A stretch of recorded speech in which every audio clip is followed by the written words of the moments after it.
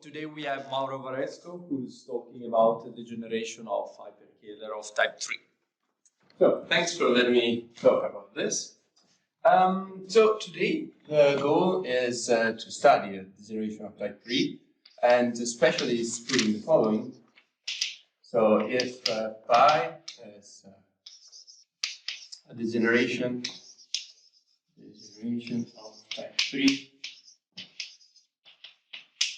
of hyperkählers, then the limit mixed Hodge structure on this homology, so for every k,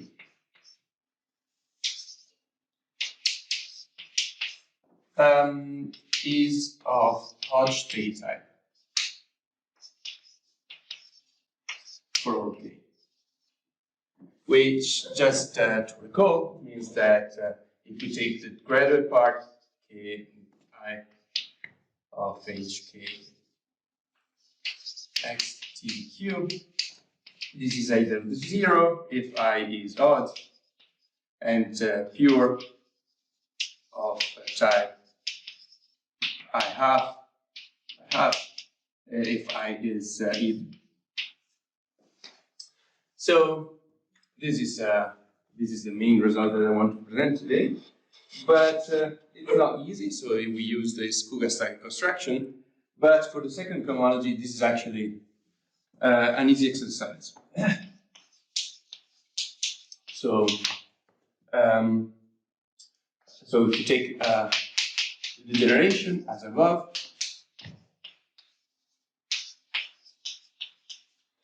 then the limits mix structure on H2 xt cubed is of Hodge state.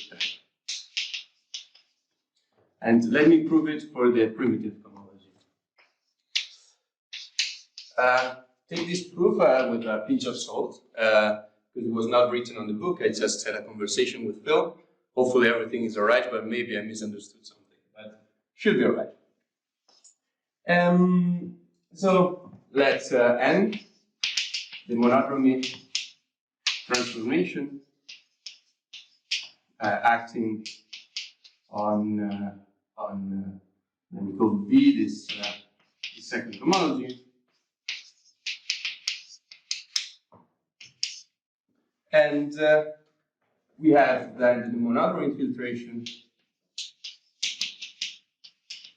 is 0, W0 V, W1 V, W2 V, and then W3 V.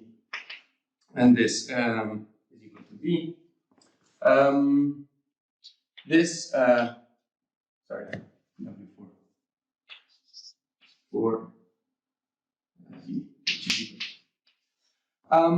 This in particular is the image of n squared from the fact that we have a type 3 degeneration means that n squared is different from 0. So we conclude that W0 V is different from 0. And I want to prove that the following claim, that W1 is equal to W0. So W1 V over W0 V, this is just 0. And to do this, just one considers that Q, the Boville form, which acts on V, and since the pair VQ is polarized, and in particular from the properties of the weight monodromy filtration, we have that if we take W1V is orthogonal to W2V with respect to this cube. So in particular, as W1 is contained in W2, we conclude that W1V is isotropic,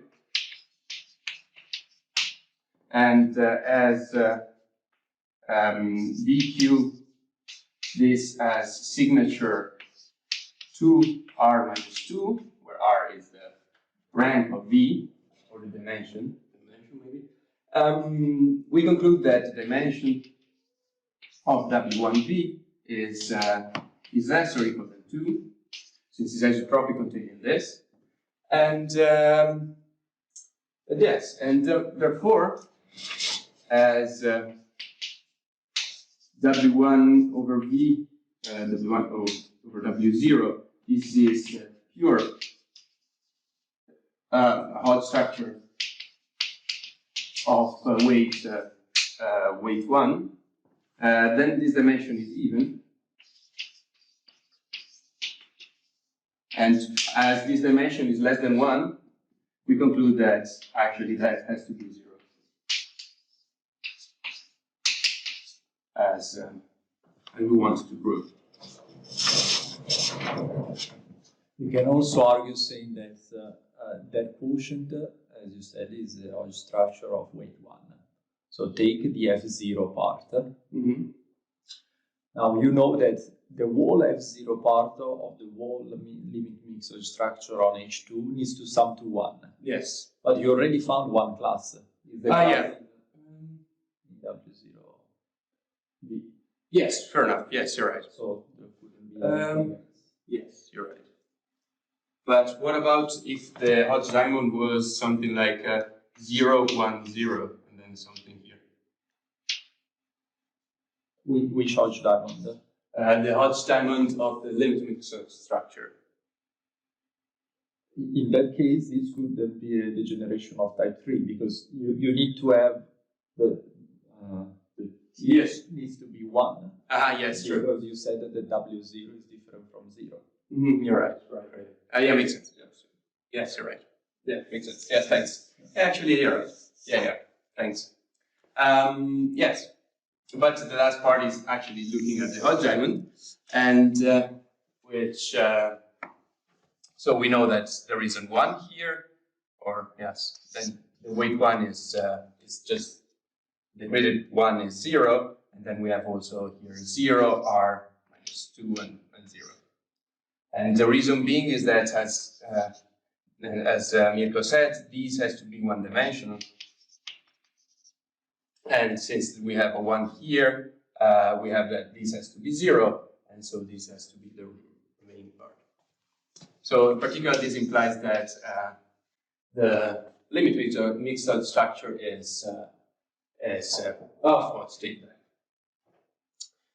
Okay, so this was easy for the second cohomology. For the higher cohomologies, we actually need this construction, which is the Kuga-Stracke hot structure. Kuga-Stracke construction. I'll recall shortly what it is. So we start from VQ, polarized hot structure of K3 type. So exactly like the primitive cohomology of a hyperkähler. And one defines a Clifford algebra. Clifford algebra of V as just one takes the tensor algebra of V and quotient takes the quotient by the ideal generated by elements of this sort. V tensor V minus Q of VV. And just as they do in the paper, all the hot structures will be taken over Q. I'm sure that a lot of things can be done over Z, but I'm not sure why they need to take Q. But yeah. So for example, this construction works also over Z, but they do this over Q. So I guess maybe at the end, one step, one needs to work over Q. Okay, so one then defines the even Clifford algebra, the even degree leading degree part of CLV. And then we will need also the DCL star of V, which is the invertible elements of CLV. And why this construction is interesting is for the following properties. So, first of all, one can define a complex structure on CLV as follows. One takes, let's V be a generator in the V to 0 such that Q of V is equal to 2. Q of V bar equal to 2. Then, if you write it as take the real part and the imaginary part, so E1 defined as the real part of V, E2 you define it as the imaginary part of V. One sees that from this property and the fact that Q of V is equal to 0, and is equal to 0 since it's in 2, 0. So from these two properties, one sees that Q of E1, this is equal to Q E2 is equal to 1, and they are orthogonal with each other. 1 E2 this is equal to 0. And from these two properties, one sees that if you define I to be equal to the product of the two, so E1 times E2 in the Clifford algebra, then I squared is just equal to -1, where this means as an element in the Clifford algebra. So, because from these properties, since they are orthogonal, one sees that they anti-commute, and then when you multiply EI times EI, you get 1, and the same for E2. So,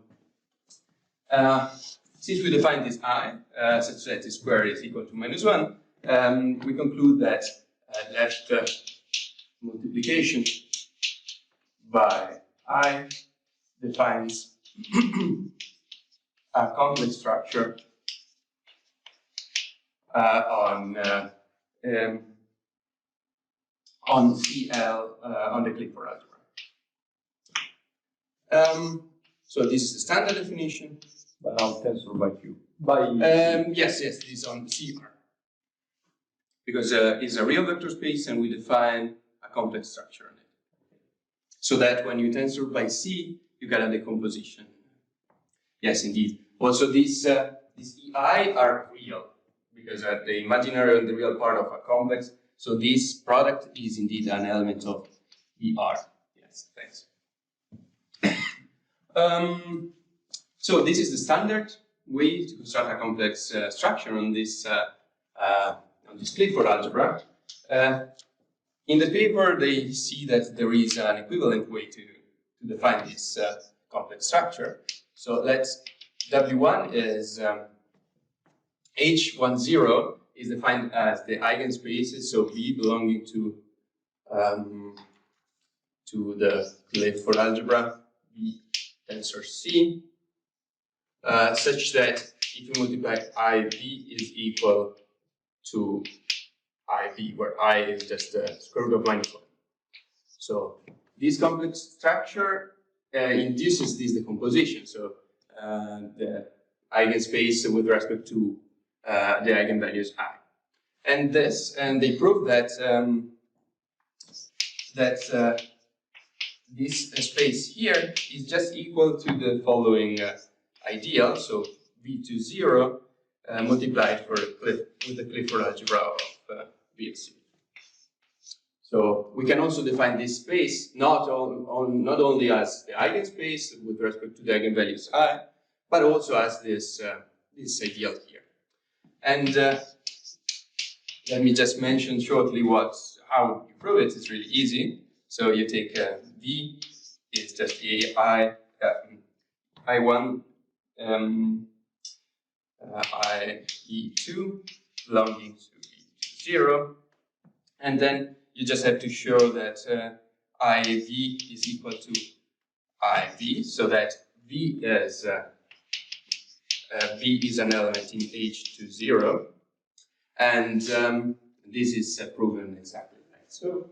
And therefore, since we conclude that this ideal to 0 CLC is contained in H10. And to prove that equality holds, holds by dimension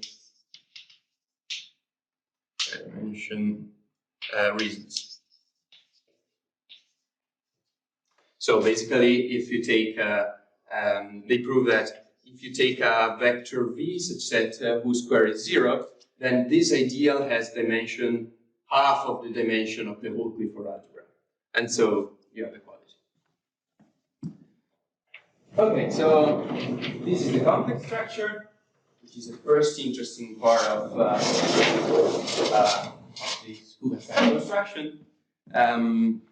Now we will define polarization on it, and then an embedding of hot structure between the original hot structure, which was V, into this the endomorphism of H.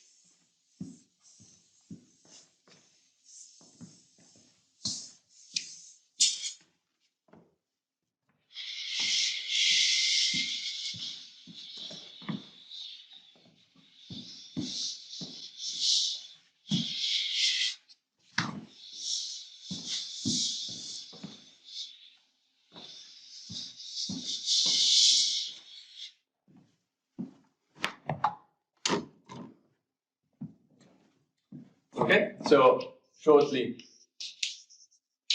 the polarization. You take A1 and A2 belonging to V such that Q of AI, they are positive and they are as well orthogonal. Any two elements, so indeed there are a lot of them. And then you define W as in the second of H star, where H is our Clifford algebra, such that W of X, Y is just defined as the trace of left multiplication by the element X, A1 bar, where the bar is the morphism from CLV to CLV, which just inverts the order of the element. So it sends V times Vm maps to Vm times V1. And you prove that this indeed defines a polarization. So so this Clifford algebra has a polarization, which is non-canonical, because it really depends on how you choose A1, A2. How do you define A? A is the product.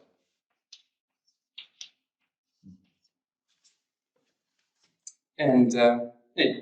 So yeah, and this defines the polarization up to a sign actually. But yeah. And finally, the most interesting part is the Kuga-Stake correspondence, which is just an embedding of our original odd structure of K3 type into the endomorphism of this odd structure that we constructed. What is this conjugation? You see, I'm switching the order. So V1 Vm goes to Vm V1. So you, because it's this like it. I mean, if you take just a simple, so V1 times V2, this maps to V2 times V1. Okay. And then you do it on every graded piece, exactly. And yes, and since it's definitely not commutatives, yeah, this makes there's a meaning. And the reason why it's interesting is if you take, for example, let v1 times v2 multiplied by v1 times v2 with this conjugation, you get, since you switch, you get v1 times v2 times v2 times v1, and this is q of v2 by the definition of Clifford algebra, so it goes out, and then you get q of v1 and v2. That's why it's interesting, and you get an actual rational number. Okay, and so you have this, the embedding of a structure is really easy to define. It's just you take an element v, maps to the morphism which sends w, or not w, this w, into v times w. And this is a morphism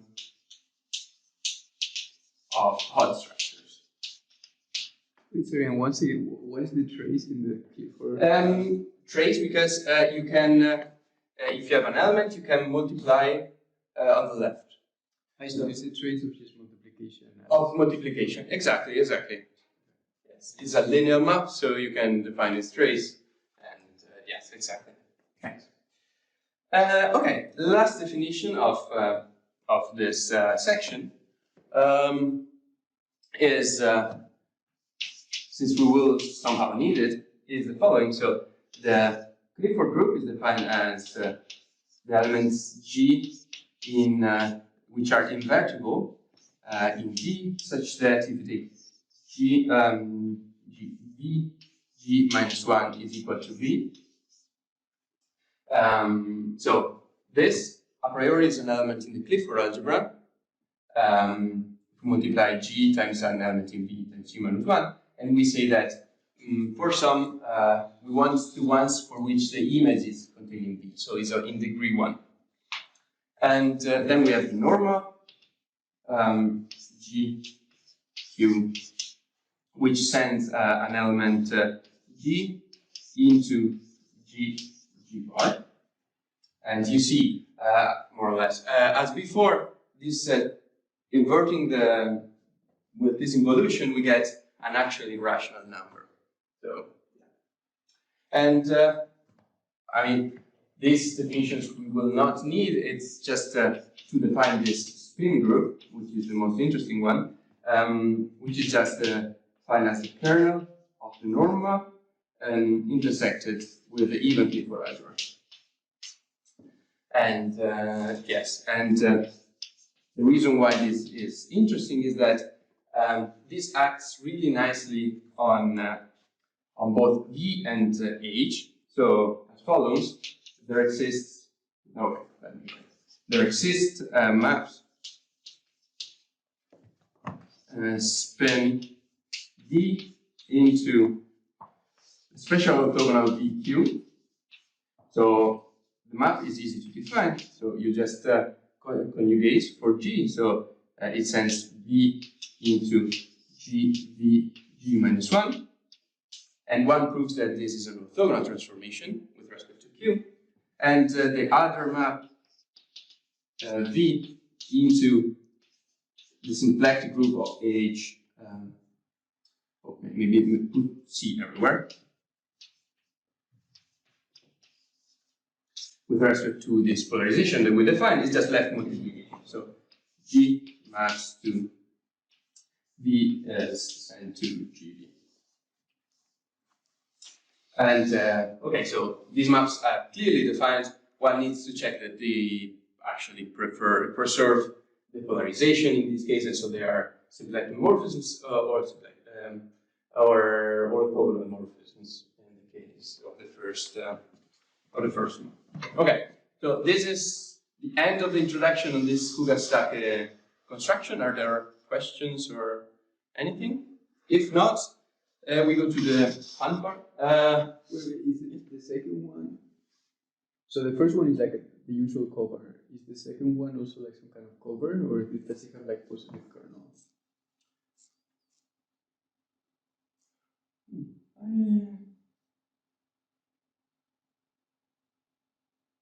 I don't know. No, I don't know. Sorry. Okay, so it's a standard fact that this construction works in family, but since we are interested in degeneration, we kind of need to sort of understand what it means. So let me get to the last part of Hugo stack varieties, which is Hugo stacking families. Actually, It's not even. yeah, I'm a bit confused. But yeah, I'm a bit confused because the left-hand side is like a a split group of type whatever, right? Like it's like orthogonal, and the right-hand side is like symplectic group, like complex symplectic group. Could you have? I guess maybe this is not algebraic or something, or could you really have like non-trivial morphisms between them?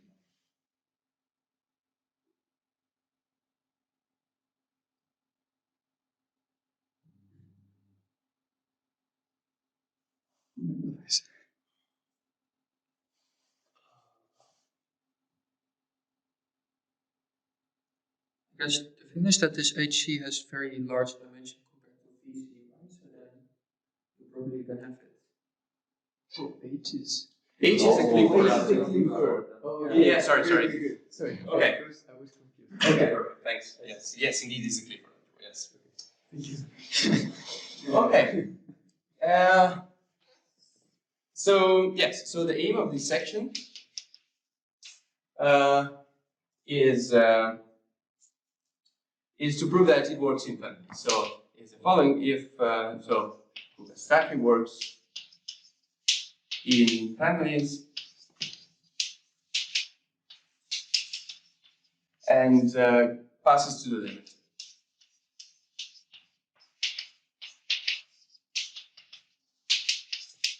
Which means that if we take the limit mixed structure on the Cougar stacker side or on the Kerkela side, we still get an embedding of mixed structures.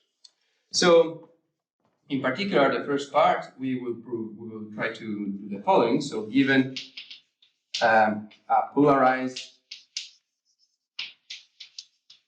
odd structure, variation of odd structure of K3 type, and so as we are used to, so it's V, F, and Q. We construct a polarizable hot structure of abelian type. H F or FT.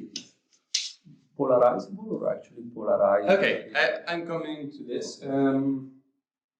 Let me just finish this statement, and then when I clean the blackboard, I continue. With an embedding V into the endomorphism. So it's exactly extending the construction to a family. As Nico said, it's polarizable and not polarized. In the sense, the reason for this is that so it admits a polarization, but it does not really have a canonical one. And the reason for this is that this polarization that we define here is just one. There is non-canonical. But you choose a polarization on the K3. Yes. Doesn't use any. No, because AIs, you can choose different AIs. Wait, can there even be global sections like A's like that, or there exists? Well, there is Yeah, one. yeah, there is one, and then you just. There's a polarized variation of a structure, which means precisely that there is one of these sections. Oh, I guess. Yes. You guys used to. Yeah, in the paper it was more categorical discussion, but more or less the same. And yes, this defines an element in the category of polarizable structures, and the category of where we start from is the category of polarized structures of K3 type. And we don't have a canonical way of defining a polarization. Well, I'm confused. You say like because it's polarized, like because the original B is polarized, there are sections. Is that what you said? Or If it's polarized, it means that there is a section given by the polarization.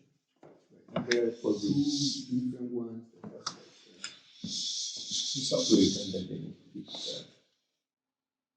oh, A1 and A2 may be the same, no? No, because they have to be orthogonal. Wait, it's written different from 0. Right. Sorry. I think it was equal to 0. Oh, My bad. Sorry. Then, it's not clear. There are two. Let's see.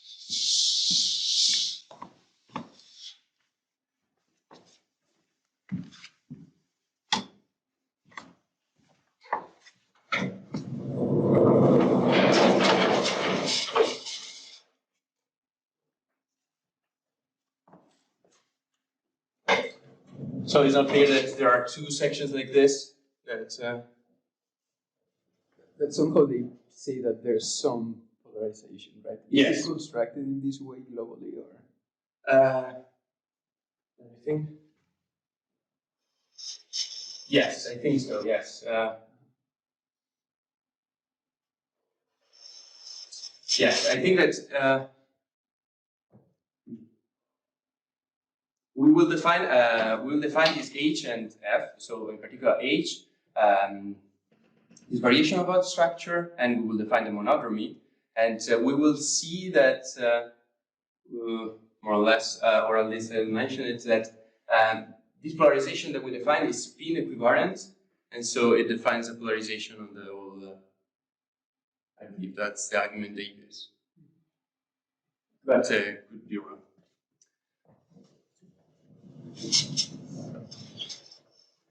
Okay.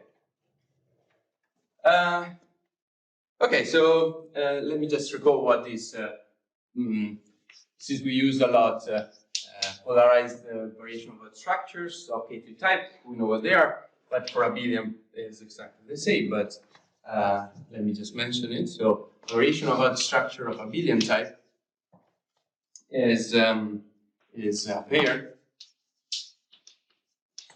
HF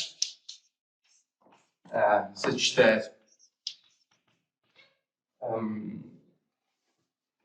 H is a local system of Q vector spaces, and the filtration F1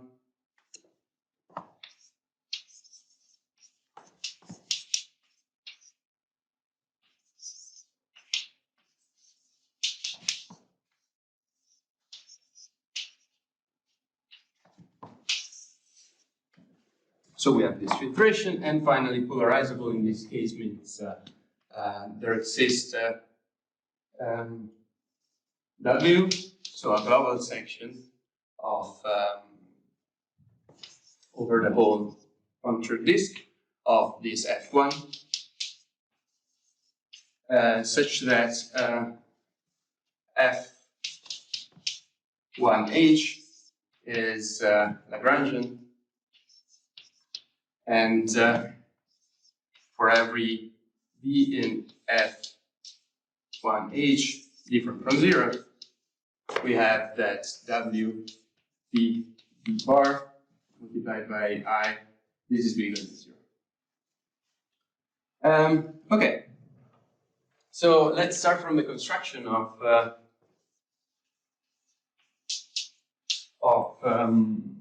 H. So let V denote the fiber over a point T of the local system V, and we define HT to be equal to the Clifford algebra of V, and I call this H. So the vector spaces are easy to define. Now let's define this monodromy action. So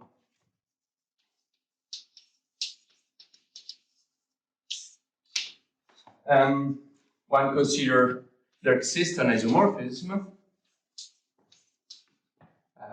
into the Lie algebra SOVQ, which sends V1 which V2 maps to Q V1 0 V2 minus Q V2 V1.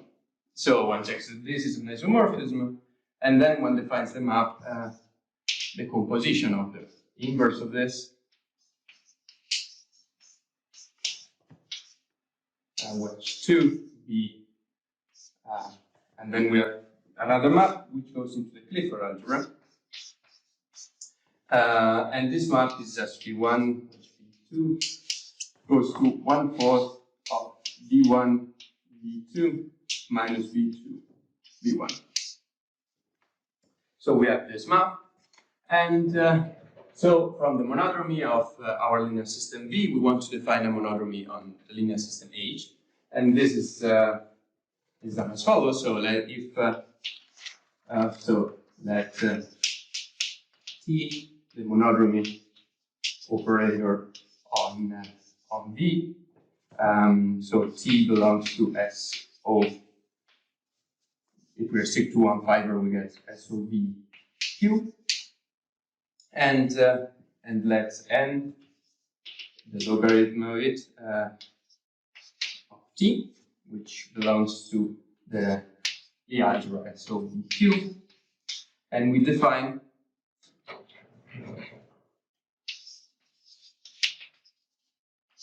the monodromy operator and prime as the image of N via this map.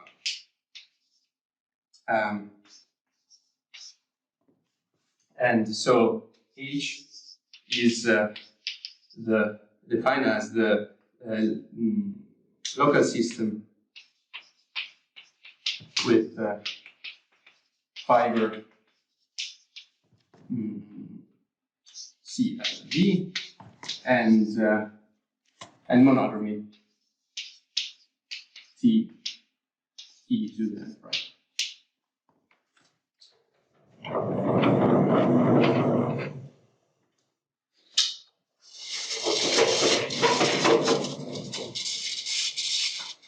Okay, so we have defined this linear system, and the reason is nice is that one checks that this monodromy that we defined is belongs to an element of the spin group.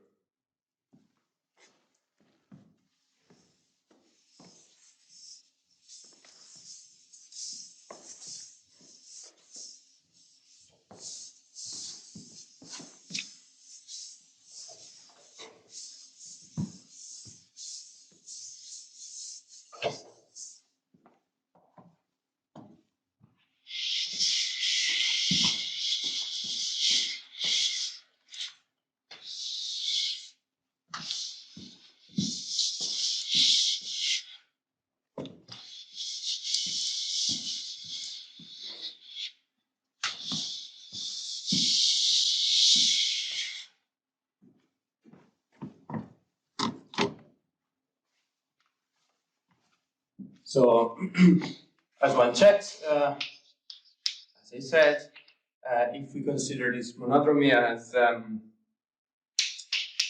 map from CLV into CLV, T belongs to the spin group. And this is more or less straightforward check from the definition of the spin group and the definition of the action of this T prime. Okay, so we define the linear system. The next part is to define the filtration F on H. So there are questions so far in this? No. If not, I go on with trying to define this filtration. And to do this, let's consider the extended. Yes? When you say that T prime goes from the Clifford to the Clifford. Yes. And spin, it should be better to be written like the image of spin inside of H. I wrote H before, and then now it's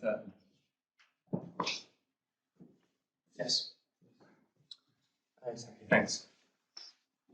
Okay. So as I said, extended period domains. We used in the very first lecture this extended period domain, which was defined as the quadric. Okay, so the extended period domain.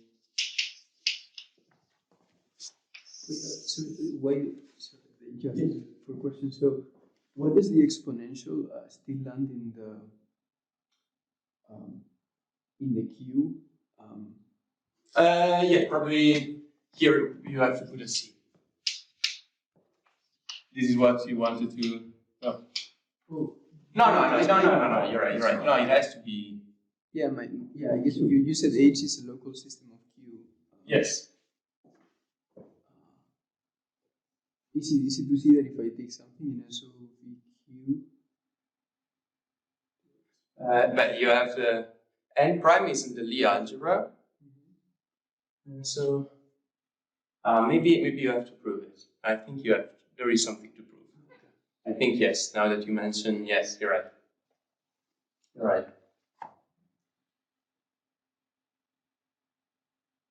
Thanks. No. It was no. For sure, you have to prove it. And I think yes.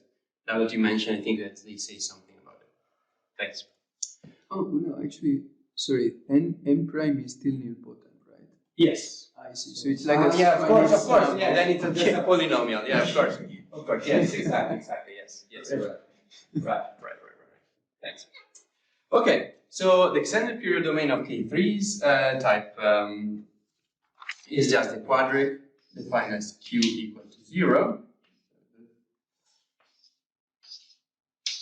Yes, and it contains the usual period domain K3, which is defined as the vectors in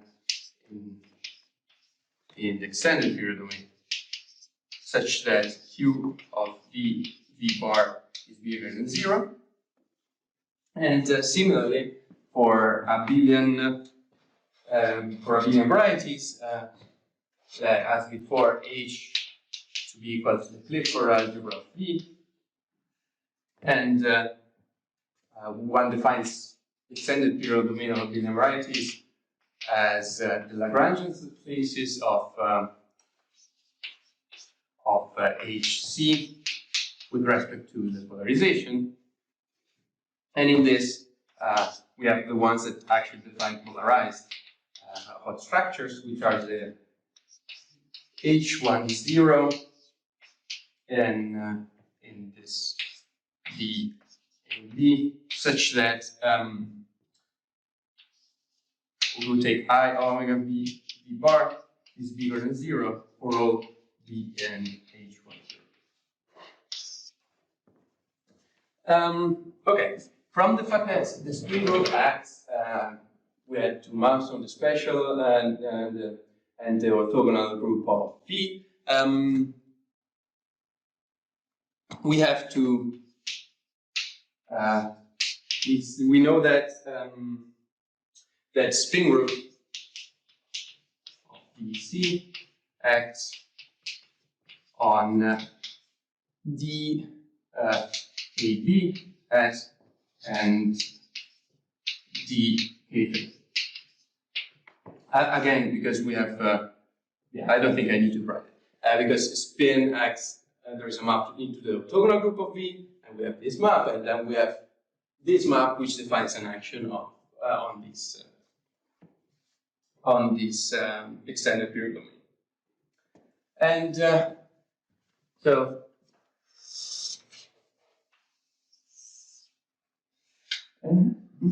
Okay.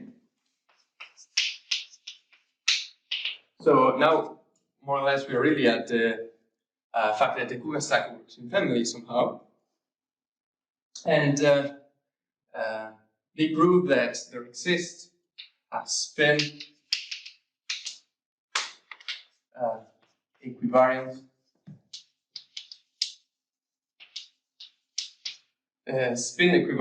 map.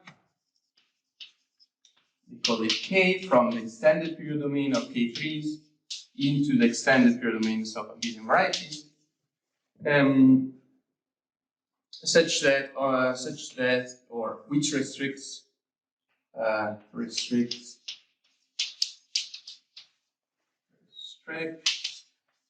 to K3 as the Cougar stack correspondent. And so the definition of the map is easy, given that D, a vector in D has K3. So in particular, which means that Q of V is equal to 0. And if one defines K of this class as the class of this ideal. And as I said, at least I mentioned in the first part, in the first section, we said that indeed the dimension of the CLV is equal to 1/2 the dimension of the Clifford algebra. So this actually defines a map. And yes, and the fact that this restricts to the Cougar stack correspondence was also part of that lemma, because we said that if we took that if you take V to 0 Clifford of V, this is actually equal to the H10 of the Cougar stack So, and the spin equivariance,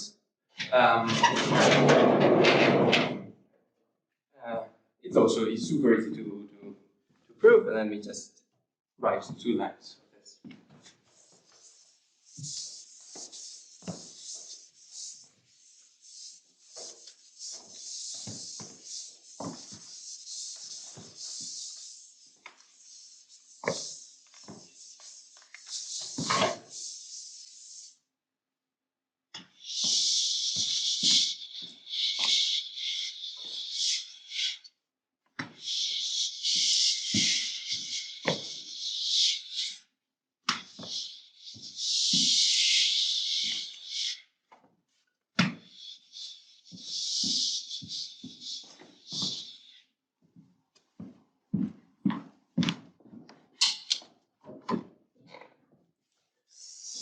Okay. Yes. So this spin equivariance. So let G an augmented spin. Then we have to compute K of G of class of V, which by definition of the action of G is just K of the class of GV G minus 1, which is equal to, by definition of K, to GV G minus 1 CLV. And as G minus 1 is invertible, obviously this is just is the same subspace as GV CLV. And this is exactly the definition of G of K of V. So we have that this map that we defined is spin equivariant as we want. Okay. And this spin equivariance is really the nice property we wanted for the following reason. So let's define finally this filtration. So recall that we have the Q defines our variation of odd structures, defines a map pk3 from H delta star to dk3, which obviously sends T maps to these options. And yes, so we have this map, and we define VAB from H to extended period domain of abelian varieties, just as the composition of K and this pk3. Okay, so we have a map. Let's E the pullback via PAB. So we take the pullback of the universal subbundle of the universal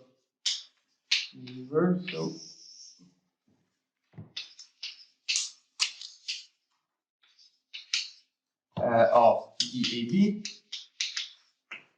as K is a spin equivariant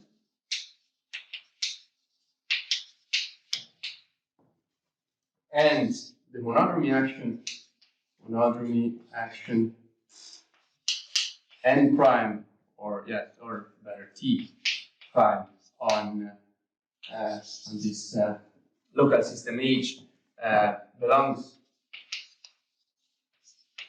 to spin group spin, we conclude that E descends to a subbundle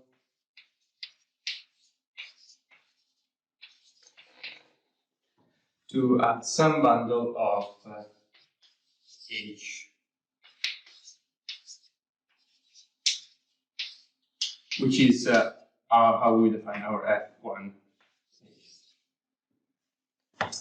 And yes, so in particular we have defined, so given we define the Kuka stack of the variation of odd structure of K3 type Q as the linear system H with this filtration F tilde. And then there is the fact that this is polarizable, and I believe is I think that they prove that as this Q that we define is spin equivariant and the monodromy action also belongs to spin, this polarization defines polarization of the whole linear system. But I could be wrong about it. And okay. Finally, let me mention a result of theirs, which we will use, but I'm not able to prove it right now, which is the following. So it's probably the main theorem of their paper. Is the following. So the embedding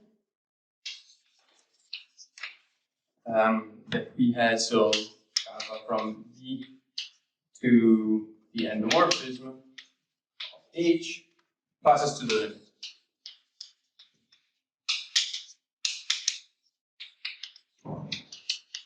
And defines an embedding, so of the limit of B F Q into the endomorphism of the limit of H. I think we never saw what is the limit of a variation of the structure of abelian type, but this is defined exactly the same way as the limit of this variation of odd structure. So you always consider this map, and then you make it monodromy invariant, and then you go to the limit using some theorem by Schreiber. And yes, So this concludes our discussion about the Cougat structure, more or less. And as a corollary, we get the theorem that oh, maybe one more thing before saying the theorem. The final theorem is that it's the following.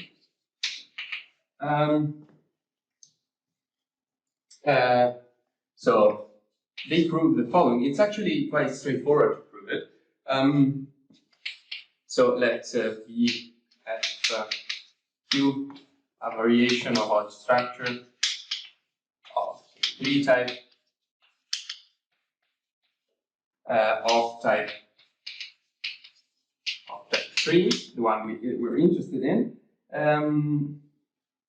and let H F the Cougat-Stake, it's Cougat-Stake variation of Hodge structure. Then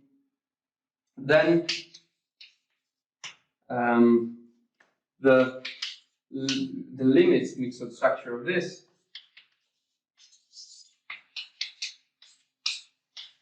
is of Hodge state type. Hodge state type. Maybe I can say 2 words at the end, but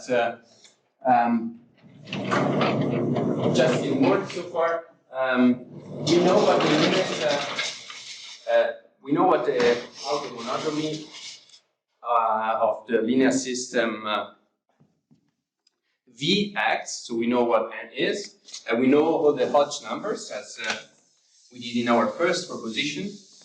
The idea is that from this compute the action of the monodromy n prime on the linear system H, and from that you can deduce this this result.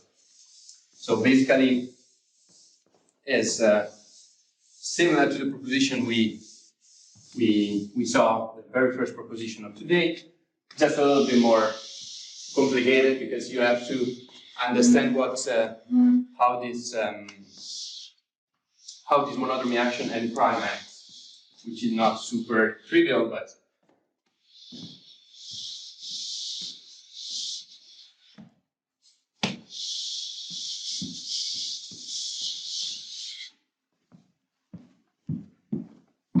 okay. So in the last 2 minutes, I just mentioned how this implies the corollary, the result that we wanted, and there is some representation theory magic trick, but yes. So the corollary is the result I mentioned. So if phi from x to delta is a type 3 degeneration, then the limit mixed Hodge structure on HK SQ is of Hodge theta. And the proof, as I said, involves the fact that you can embed this Hodge structure and its limits in some power of the limit mixed structure. But yes, this goes using some representation theory that I was not able to understand so far. But one uses the following theorem by Sodatenko, which I find super interesting and also super surprising. So I go study it a little bit more in depth, which is the following. So let X an hyperkiller projective. Then and of dimension 2n. Then there exists an embedding of Hodge structures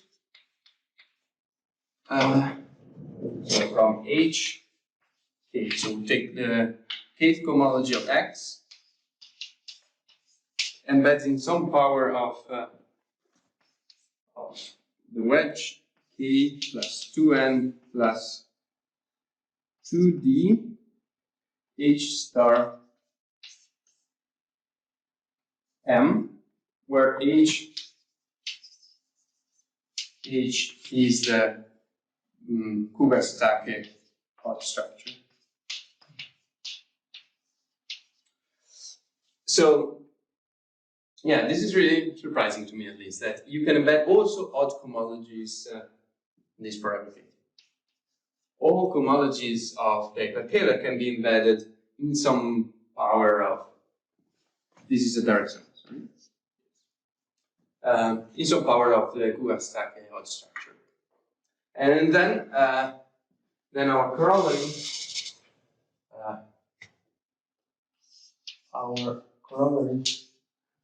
follows from the theorem above, passing to the limit, saying this embedding